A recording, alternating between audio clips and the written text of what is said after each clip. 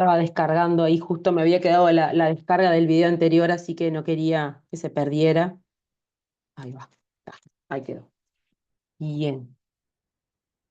Entonces, voy a volver un poquito a esta diapo.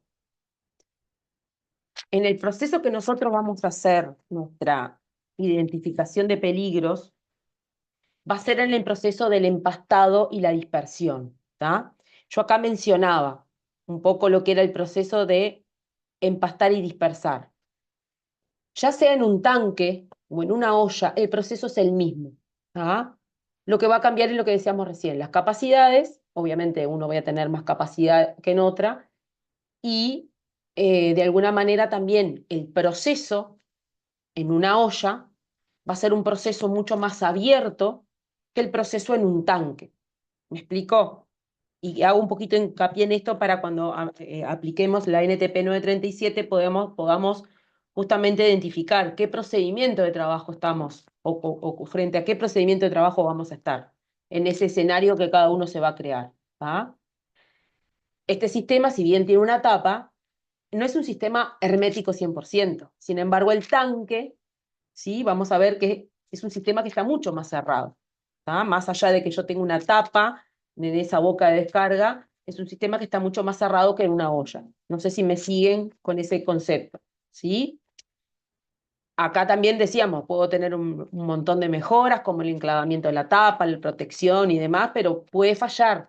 Sin embargo, dentro del tanque ese sistema ya está más cerrado, ¿sí? Esa es la primera O sea, diferencia. la olla, perdón, Y Virginia, adelante, la olla Silvia. entonces no, en la olla no tenés ninguna tapa que lo proteja. Sí, sí, sí, tenés la tapa. Acá en la imagen de abajo, el azul, tenés, viste que está la tapa forma parte de toda la protección del vástago, ¿tá? Y esa tapa, lo mejor, lo ideal, es que también tenga algún sistema de enclavamiento que en la posición en la posición presentada sobre la olla, hasta que no esté esa posición de seguridad, el equipo no encienda. Esas son mejoras, no siempre es así, ¿tá?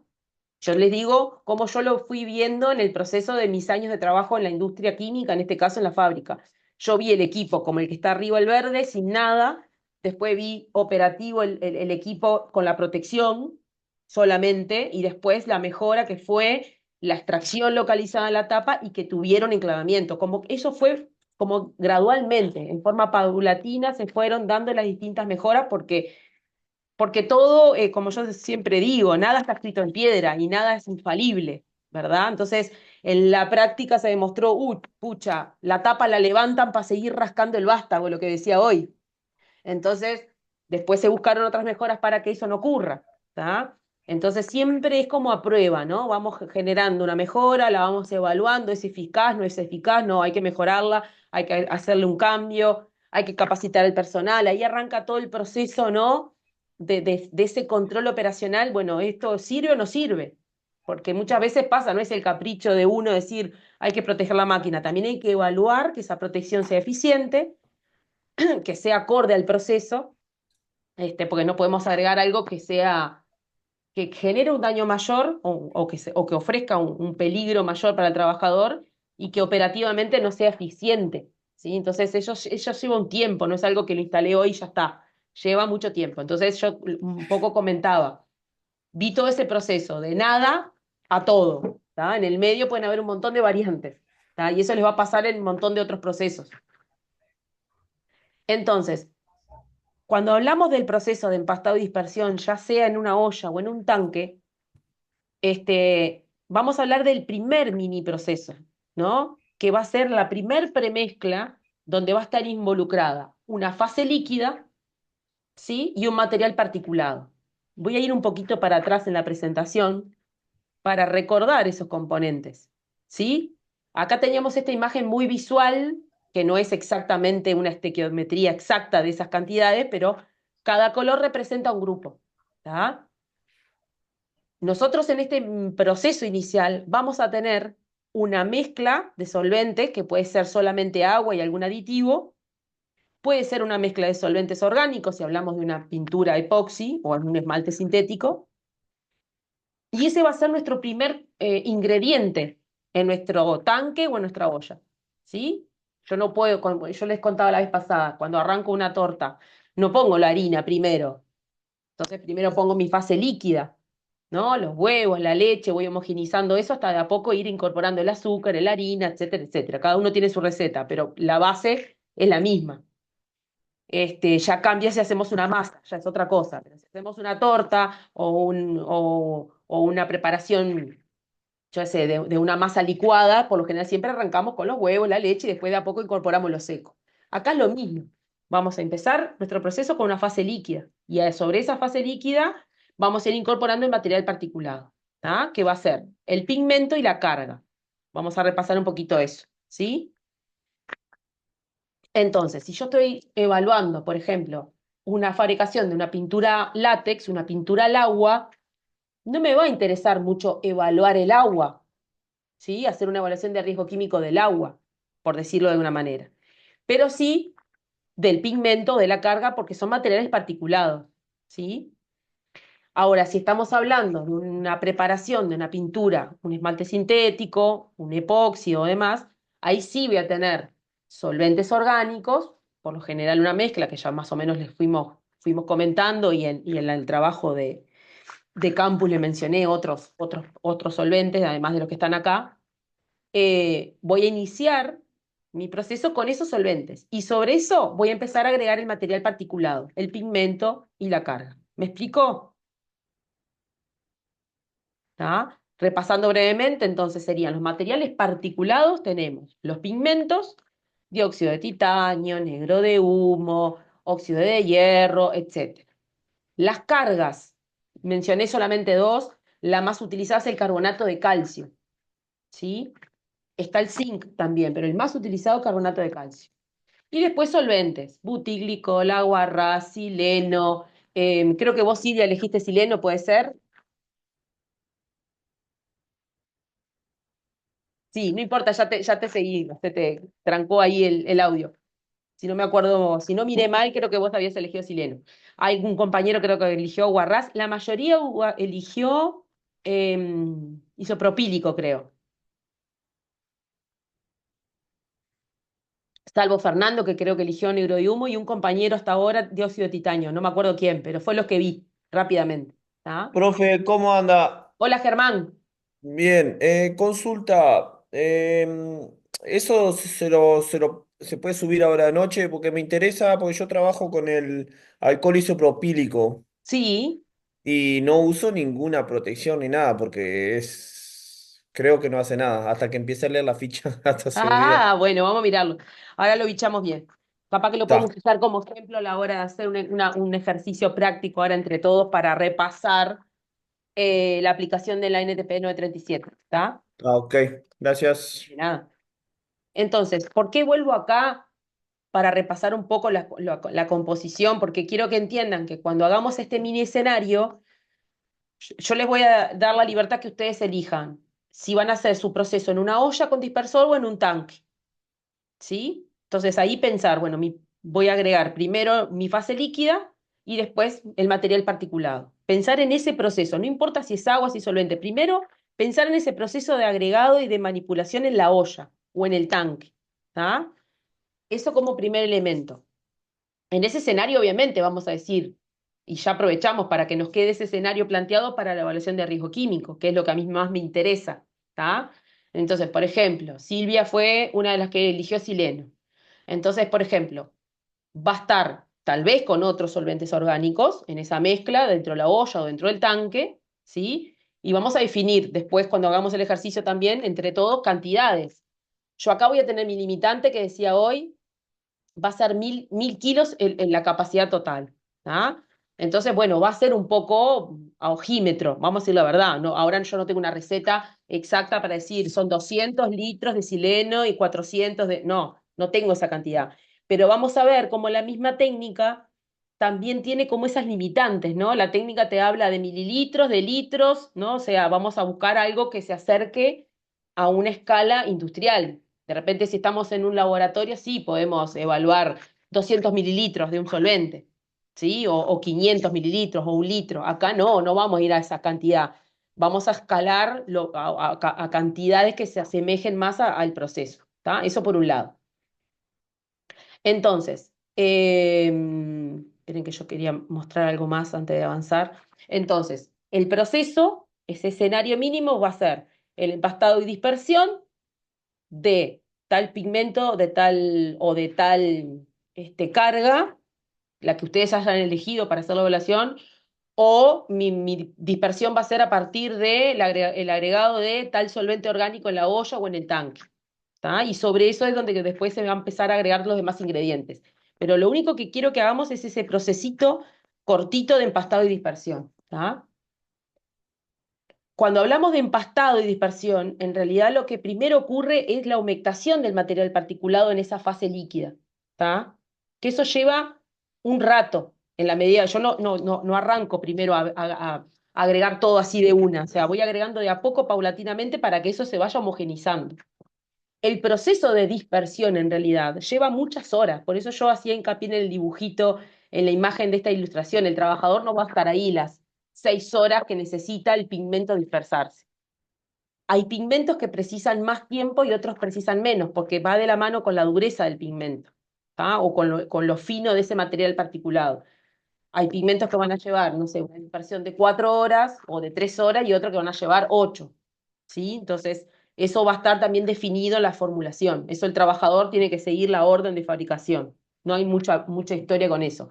Y los tiempos de empastado y dispersión también están en la formulación. Dejar empastar y dispersar, no sé, 6 horas. Eso puede llevar de un turno a otro dentro de un proceso de fabricación, ¿tá? O de un turno al otro día. No es algo, muchas veces no es algo que lo arranco en la mañana y lo termine en la tarde. A veces lleva más tiempo. ¿Tá? ¿Qué es lo que ocurre con y a lo que iba con esto del pigmento y de la dureza? Sí o sí, necesariamente, cuando yo hago mi primer premezcla, que es la fase líquida, con los materiales particulados, necesito moler. ¿Tá? Hay un proceso que forma parte, que no lo vamos a evaluar ni a hacer nada en esto, solamente se los quiero contar, que necesito hacer este proceso de molienda para desarrollar, para romper el pigmento, primero que nada, y el material particulado en su mínima, mínima, mínima expresión. ¿Tá? Y de esa manera desarrollar el color. ¿Tá? Eso se logra en la molienda. ¿Tá? El dispersado sí es necesario para una buena homogenización. Y como lo dice su palabra, dispersión, para que quede lo más dispersado posible, valga la redundancia, ese material particulado en ese medio. Piensen que es algo líquido y algo sólido que se empiezan a mezclar y va ganando consistencia, va generando algo más espeso, ¿sí? Más consistente. Entonces eso después, con esa consistencia, lo hago recircular en un molino. ¿Tá? Esta ilustración que se ve acá muestra, por ejemplo, 2 recipientes, en este caso pueden ser 2 ollas prácticamente. El contenido es lo que está pintado en amarillo y lo que se muestra es cómo se toma desde la válvula de fondo de la olla por una bomba. Este es un símbolo que simboliza una bomba. Este producto se bombea, ingresa al cilindro, que se ve acá en amarillo, y es recogido en otra olla. Lo que se hace es recircular este producto intermedio, que es el que salió del dispersor, ese producto dispersado, se hace recircular por un molino. ¿Tá? Ahí no se agrega absolutamente nada. Lo único que recircula por este molino, que ahora lo vamos a ver cómo funciona por dentro, lo que gana la pintura o el producto intermedio sería en este caso, gana energía, nada más, porque eso por fricción va a aumentar un poco la temperatura, no algo que te va a quemar la mano, pero va a ganar energía, va a ganar temperatura, porque ahí lo que va a pasar es una serie de fricciones dentro de ese cilindro para romper todo el material particulado que no se logró dispersar. ¿Me explico? Hay diferentes tipos de molinos horizontales, molinos verticales, ahora vamos a ir viendo un videíto, pero acá en esta imagen se ve el cilindro del molino por donde recircula la pintura, es esto que se ve acá en color plateado. ¿Ah? Todo lo que se ve en azul, toda la carcasa, bueno, es la estructura, ay, perdón, es el soporte, esperen que estaba haciendo clic en la imagen y se me fue. Todo esto azul, en realidad está todo lo que es la máquina, ¿no? El motor, los rodamientos, todo lo que hace operativo el molino, es todo lo que está en azul.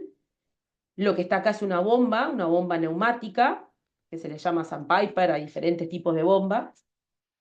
Y lo que tenemos acá, para que más o menos tengan una idea, esto es una lanza, este caño que se ve acá, que se puede introducir dentro de la olla. También se puede conectar, como la imagen que veíamos recién, desde la válvula de fondo de la olla, se conecta una manguera, la misma operativa puede ser tomado desde abajo o desde adentro de la olla con una lanza.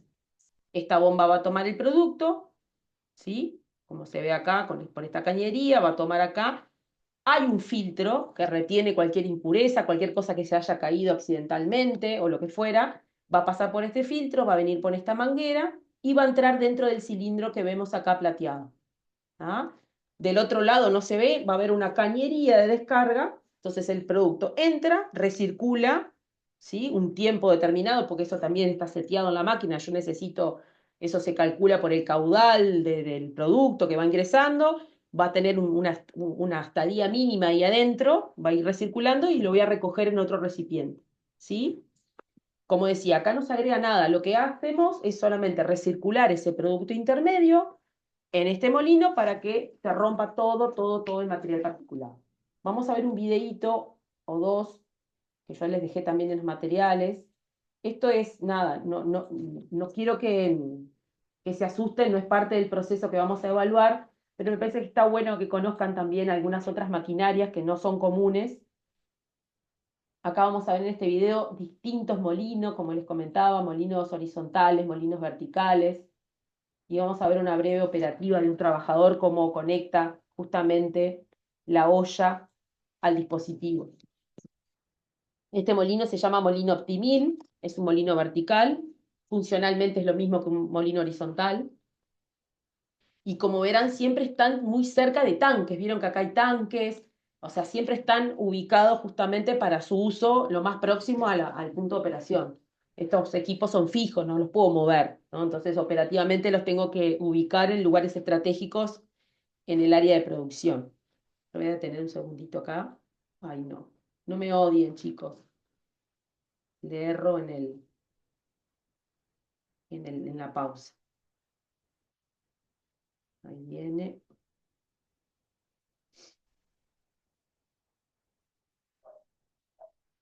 Acá.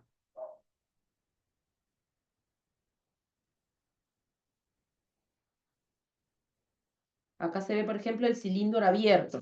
¿Ah? Acá no está operativo, está abierto, se ve que, no sé, solamente a modo de ilustración. A ver si lo puedo mostrar un poquito más abajo. Ahí. Ahí, perfecto. Entonces, esta es la parte que se inserta dentro del molino. ¿Tá? Este es un diseño específico, ahora les voy a mostrar algún otro. El producto va a entrar acá adentro con este sistema cerrado. ¿Tá? Este sistema va a estar girando, ahora lo vamos a ver en una ilustración cómo se ve. Entonces, va a haber, acá no se ve toda la entrada del producto, pero lo que sí me interesa mostrarles, que es lo que les decía, esto con la fricción y el movimiento va a generar un aumento de temperatura. Por eso este recipiente, si prestamos un poquito de atención, vieron que es como bastante grueso, tiene una camisa de refrigeración. ¿Tá? Todos los molinos tienen esa camisa, entonces tiene por acá una entrada y otra que se ve acá, por donde recircula agua, justamente para enfriar, ¿sí? El cilindro. ¿Tá? Siempre piensen que un molino tiene esa función, no importa el tamaño, pero siempre lo que está haciendo es friccionar, hacer, como lo dice su palabra, moler, romper materiales. Existen, no sé si alguna vez vieron los molinos de piedra, o sea, son gigantes. Entonces acá lo mismo, en una escala más pequeña, pero también se genera una fricción, se genera un aumento de temperatura, por lo que necesitamos que esto siempre esté refrigerado. Ahora vamos a ver de adentro esto cómo se ve. Acá justamente lo que vemos es, lo que se ve en celeste, clarito por fuera, es justamente la camisa de refrigeración, ¿no? Es el agua circundante del cilindro que mantiene de alguna manera bajar la temperatura. Y acá se ve cómo entra el producto. Yo le voy a dar play, van a ver que eso empieza como a girar, o sea, el equipo es lo que va girando, y muchas veces se agregan, que son vieron que hay como unos puntitos negritos ahí, simulan lo que es el material particulado que se va rompiendo y va recirculando. Pero operativamente por dentro así se vería el molino. El producto que entra, acá se ve como un visor de cómo ese producto va recirculando por ese molino. Vieron que ahí hay un flujo de un material. Y como les comentaba, acá yo en todos estos equipos están automatizados. Yo voy a determinar el tiempo de permanencia, el caudal, la velocidad del molino, todo en ese display. Acá vemos otros comandos, paradas de emergencia. Y acá lo que vemos es una operativa bien cortita, como siempre digo, este video es muy viejo, el hombre, bueno, le faltan algunos implementos de seguridad, pero acá lo que sí quiero que vean es, él va a colocar ahora, en esa posición donde está ahora, un caño, una manguera de descarga. ¿Tá? La diferencia que tiene este molino, con el que les mencionaba anteriormente, es que la recirculación se hace en la misma olla, no se parte de una olla y se recolecta en otra. Depende del tipo de molino. En este que se va a ver ahora, se hace todo en el mismo sistema. Entonces él ahora está colocando un caño donde va a descargar la pintura y ahora va a girar alrededor de la olla y va a colocar la lanza de succión. Entonces el sistema se cierra dentro de la olla con el molino. Toma por una manguera, pasa por el molino y la descarga en la misma olla. El proceso de molienda puede ser de varias horas. ¿Tá? Entonces, él ahí está colocando la manguera de descarga que sale del molino, si todos ven esta manguera acá, y él ahora va a colocar la lanza de succión. Por esta lanza viene, se introduce en el cilindro y acá viene la descarga. Se genera el circuito de toma, de succión y de descarga en la misma olla. No sé si todos lo pudieron ver.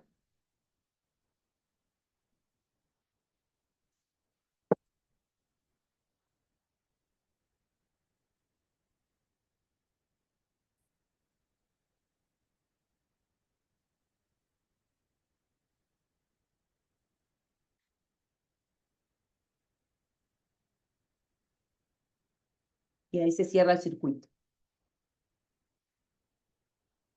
Otro sistema de molinos, que sería el que yo les comentaba más temprano, denme un segundito que voy a correr las fotitos de ustedes para que no tapen después el video. Acá se ve, es un molino horizontal, tal que vimos recién era un molino vertical, este es un molino horizontal, el cilindro de molino es esto, todo lo demás es carcasa, motor y demás, y acá van a ver un tanque de salida, que puede ser una olla, puede ser un tanque, que desde la válvula de fondo se bombea el contenido de un tanque que va a recircular por dentro de este cilindro y va a ser recogido en este. Acá el sistema vieron que es del punto A al punto B, ¿no? Entonces no es un circuito cerrado, de un lado al otro.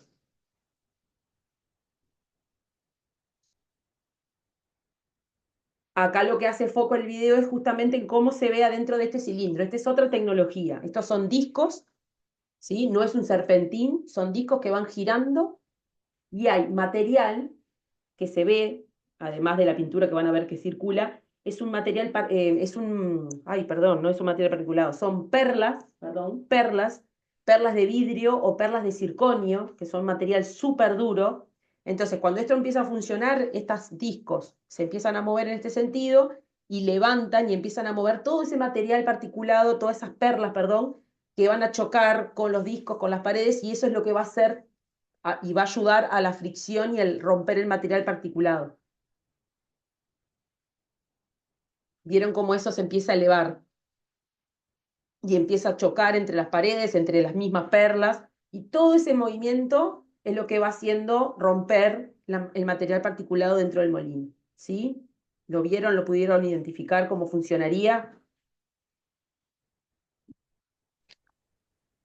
O sea, no hay mucho misterio, o sea, ya sea en un molino vertical o en un molino horizontal, la función es esa, moler, romper ese material particulado, ese pigmento, esa carga, desarrollar el color. Para eso, bueno, hay que hacerlo recircular por algún sistema de estos que vimos recién, por alguno de estos molinos para poder romper lo más posible el material particulado. ¿Cuánto tiempo? Y va a depender del pigmento. Por eso les decía hoy, la dispersión, el empastado y la dispersión va a depender de la dureza de ese pigmento. Va a llevar tantas horas como sea necesaria. Y con la molienda lo mismo. Si hablamos de un pigmento duro, como un óxido de hierro, que son pigmentos más pesados, más duros, eso va a llevar más tiempo que, por ejemplo, la molienda de un pigmento negro de humo. ¿Tá? El pigmento negro de humo, yo les comentaba en las otras clases, que es un pigmento muy finito, muy volátil en el ambiente, entonces ese, con mucho menos tiempo de dispersión y de molienda, ya se desarrolla el color sin ningún problema.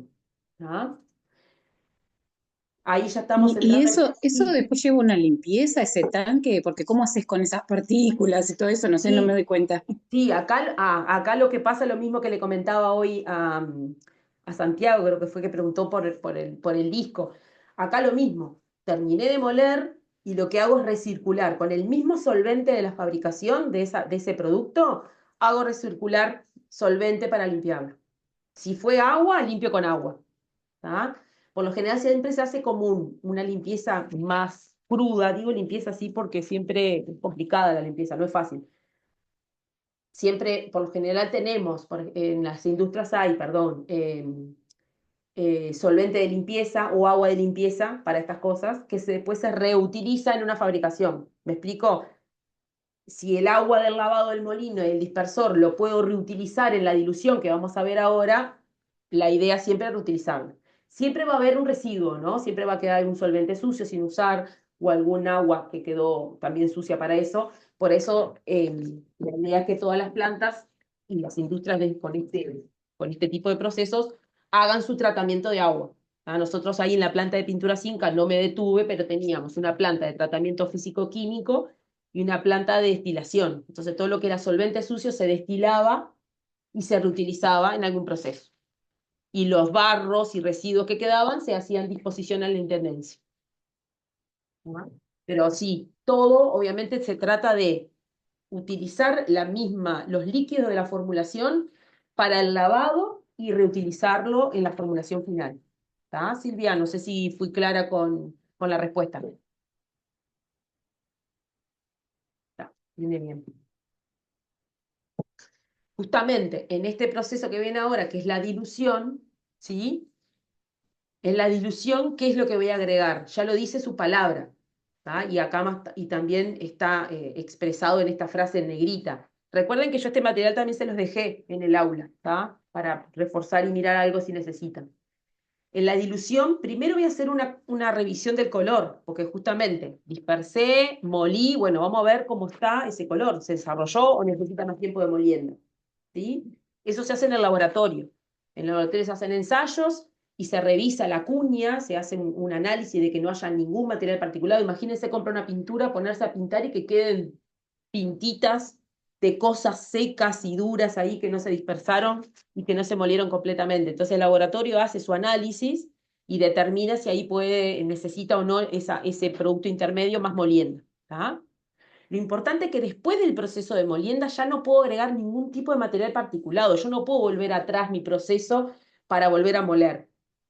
¿Sí? Eso es importante. Por eso control de calidad tiene un rol importante en esta etapa.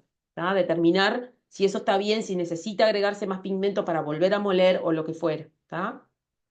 Entonces, en el proceso de dilución, lo que se logra al final es completar la fórmula, porque siempre pensemos que estamos en un proceso intermedio hasta acá, ¿sí?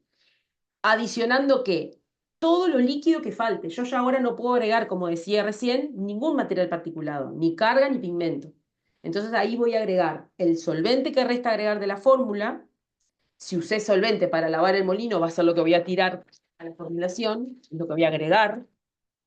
Voy a agregar algún aditivo que falte. Y los ligantes, ¿se acuerdan que lo hablamos dentro de los 4 grupos de ingredientes y hasta ahora no lo mencionamos? Los ligantes se agregan sobre el final y tiene un porqué. ¿Qué era el ligante? ¿Se acuerdan? ¿Qué función cumplía? Son resinas acrílicas, anoté yo, y un ejemplo común es la cascola. O sea Ahí que va. entiendo que es como para unir algo, Lo dice ¿no? la palabra, Natalia, excelente. La cascola es un ligante o una resina vinílica, ¿tá? No importa, está perfecto lo que dijiste.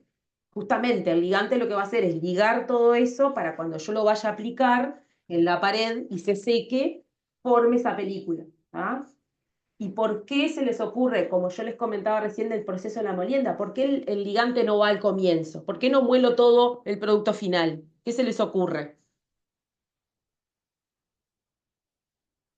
No, como bien dice, a ver, primero hay que moler todo fino, después ir haciendo la mezcla, y hasta que se pueda terminar con el ligante, como decís tú, para que la pintura o el producto quede listo, porque Y si lo pones pasa, antes te va a quedar pegado en el molino, o sea, o en diferentes partes del proceso también, ¿no? Exacto, Fernando. Natalia, ¿querías agregar también algo? No, eso de que en realidad los componentes están en diferentes fases también. Y si pones Exacto. el ligante en ese momento, se te va a ligar todo así particulado, líquido, y no se te va a armar la pintura. O sea, no vas a dispersar para que se unifique todo y poder armar la pintura. Excelente ambos comentarios y aportes. Muy bien. Justamente, el empastado, como decíamos, son esa fase líquida y material particulado. Primero, con el ligante, lo que decía Natalia, se va a hacer un aglomerado, va a ser una cosa que no se va a homogeneizar correctamente. Primero eso. Para lograr una buena dispersión se necesita esas dos fases y nada más. Por eso intervienen en el final. Y lo otro que también decía Fernando, como ligante, claro, se va a empezar a pegar dentro del molino. ¿Qué es lo que pasaba con la fricción? Va a aumentar la temperatura, ¿sí? Y el ligante va a funcionar también con un factor calor, que uno dice, ay, yo cuando pinto no le agrego calor, sí, es verdad, pero ¿se acuerdan cómo funcionaba la química de la pintura cuando yo la aplico? O sea, hay una reacción, ¿sí? Estequiométrica que se da entre la evaporación de la fase solvente, ya sea el agua o los solventes orgánicos, y la formación del film. Hay como una está de alguna manera estudiado para que esa reacción sea en conjunto, que no se me seque demasiado la pintura sin formarse el film, ni que se me forme el film antes de que se seque, porque si no, vieron que pasa a veces que uno, ay, esta pintura no seca más, claro, hay algo que no está bien o no está bien homogénea o quedó mucho tiempo en un balde, en un galpón, ¿me explico? Entonces, eso es importante, que las dos reacciones, de alguna manera, de formación de film y de evaporación, sea como medio conjunto, ¿tá? Para que dé el tiempo a que sea un secado correcto, a que sea homogénea esa pintura también. Si yo le agrego el solvente, perdón, el ligante en el proceso de molienda, puede surgir eso que decíamos, un desastre. Por calor, el ligante se va a desarrollar, se va a pegar y va a ser un lío, ¿tá? Y además, en esa etapa intermedia, que es la que vimos antes de la dilución, esa pintura o ese producto intermedio, voy a decirle mejor para que no se malentiendan, no estamos hablando del producto final, es como un concentrado en ese momento, ¿no? Tiene una consistencia, ¿sí? Tiene una viscosidad, tiene una consistencia que en el molino también le va a ofrecer una resistencia. Si yo paso agua por un molino, el agua no le va a ofrecer resistencia a nada, va a pasar así como entra y sale, ¿sí? Por eso esa consistencia que va a tener ese producto intermedio va a favorecer que dentro del molino se rompa todo ese material, ¿está? No me quiero ir al tecnicismo porque no quiero que se entreveren con eso, pero la importancia de por qué está ahí y no al final. Pues yo digo, hago toda la pintura, la disperso, le agrego los ligantes y todo y después muelo. No, tiene un porqué y ese es. En la dilución, entonces, ahí recién venimos a hablar de los ligantes que los mencionamos allá en las primeras clases y ahora no lo vamos a mencionar más, solamente que en esa dilusión sí se van a agregar los ligantes que faltan, el solvente y algún aditivo específico que se agrega al final. ¿Ah? Eso se va a hacer siempre de los mismos dispositivos que vimos hoy. Puede haber una fabricación que se haga muy pequeña, muy puntual, algún ensayo que se haga la dilución en una olla, por ejemplo. ¿Ah? Porque mi molienda es pequeña, es poquita, y bueno, voy a hacer la dilución en una olla porque me da la capacidad. O también la puedo hacer en un tanque.